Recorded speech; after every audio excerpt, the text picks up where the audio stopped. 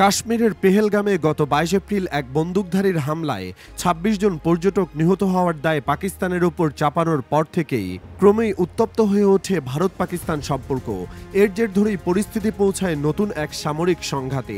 এই উত্তেজনার মধ্যেই ফ্রান্সের ৬৩০ বিলিয়ন রুপির চুক্তিতে নতুন করে ২৬টি রাফায়েল যুদ্ধবিমান কেনার ঘোষণা দেয় ভারত। প্রতিরক্ষা মন্ত্রণালয় জানায় ২০৩০ সালের মধ্যে বিমানগুলো সরবরাহ সম্পন্ন হবে এবং ক্রুদের প্রশিক্ষণ দেওয়া হবে ফ্রান্স ও ভারতে।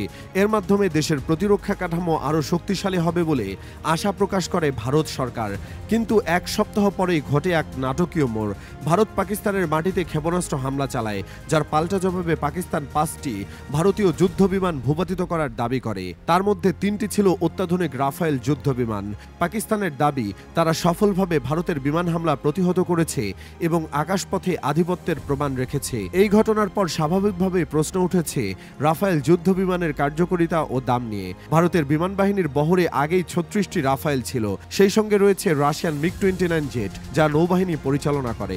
কিন্তু পাকিস্তানের পাল্টা হামলায় একটি MiG-29ও ভূপাতিত হয়েছে। রাফায়েল যুদ্ধবিমানটি ফ্রান্সের তৈরি ৪.৫ জেনারেশনের মাল্টিরোল ফাইটার জেট। এটি শত্রুর রাডার জ্যাম করতে পারে, হুমকি শনাক্ত করতে পারে এবং ভূমি ও আকাশ থেকে চালানো ক্ষেপণাস্ত্র ঠেকাতে সক্ষম।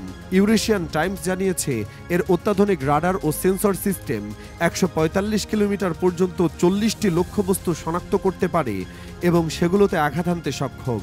তবে একটি রাফায়েলের বর্তমান মূল্য প্রায় ২৪ বিলিয়ন রুপি, যা এত বিপুল বিনিয়োগ সত্ত্বেও বাস্তবে কতটা কার্যকর তা নিয়ে এখন তীব্র বিতর্ক চলছে। বিশ্লেষকদের মতে, ভারতের মূল উদ্দেশ্য ছিল এই চুক্তির মাধ্যমে দক্ষিণ এশিয়ায় আকাশপথে আধিপত্য বিস্তার।